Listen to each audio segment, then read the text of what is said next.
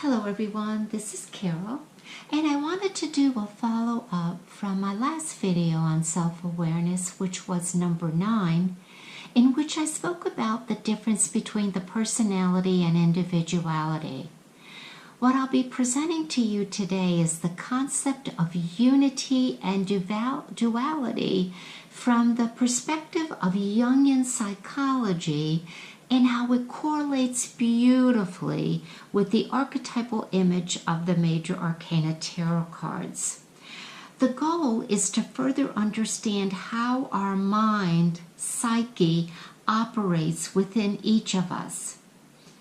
So let's begin knowing that Jung and other psychoanalysts believe that the human psyche is made up of 3 sections: conscious, unconscious, and the collective unconscious. But I think this is where it's going to be helpful for you, is to understand the definition of the word psyche. Psyche, of course, stems from the word psychologist or psychology, but it is defined as human soul, mind, or spirit. And in psychology, the psyche is the totality of the 2 divisions of the mind, the conscious and the unconscious mind. The word soul is sometimes synonymously used with psyche, especially in the earlier teachings, the earlier risings, because if you recall, psyche is in Greek mythology. All right, now switching back to the 3rd part of the mind, the collective unconscious, is where Carl Jung spoke about archetypes, which most of us well known, which we've covered in other videos. He also talked about contra-sexual archetypes, and he labeled that in his writing as Animus and Animus. Animus represents the feminine part of the male personality, and Animus represents the male part of the woman's personality. Both are said to be in our psyche. Jung also believed that we are all bisexual in nature due to having both of these aspects within us. He also believed that it was in this part of the mind that created the greatest obstacles, conflicts that all of us encounter in our existence. He, like the tarot, teaches and depicts in the imagery and purpose that the divine union of male and female aspects of ourselves is the ultimate goal of an individual. We can also conclude that Jung's work, like the tarot, teaches us about opposites, duality. And as you now focus on this piece of paper, I'm asking you to look at what you find similar about the 4 cards. And hopefully you said that the Fool and the World show movement, and the Magician and the High Priestess are stationary or fixed states of existence. Looking at the Fool and also the cipher, the 0, we know that it represents the cosmic egg. The empty circle depicts aspects of nothingness as death, yet holds within it infinite potentiality as in its opposite, which is life. All things remain possible because no definite form has been taken. The Fool in the tarot and the World card are known to be androgynous or hermaphrodites, possessing both male and female aspects. Again, a correlation to Jung's belief.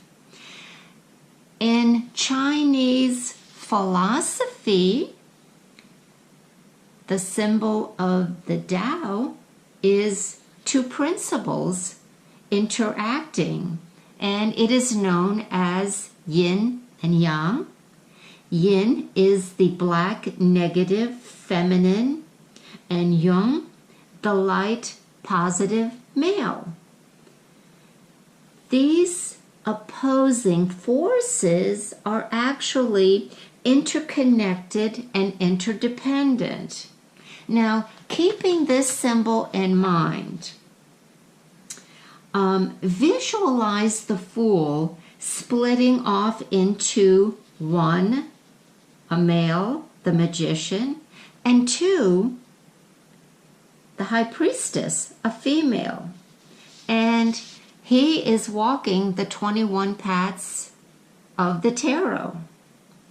And upon his completion, the Fool reconciles his opposites that he split up into, male and female, because originally they were within him, and now he becomes the world. It's a greater whole. At this point, the Fool represents innocence and the world represents wisdom. Now, we can also look at that the 1 and 2 became 21, or 2 becoming 1. There is a second way to visualize the psyche and what I'm trying to explain here. Instead of looking this as the Tao, the yin and the yang, let's look at this as representing a circle. And on top of the circle, let's say the beginning part, we ascend and descend. And we also go through involution up to evolution. This is the cycle that we all partake in.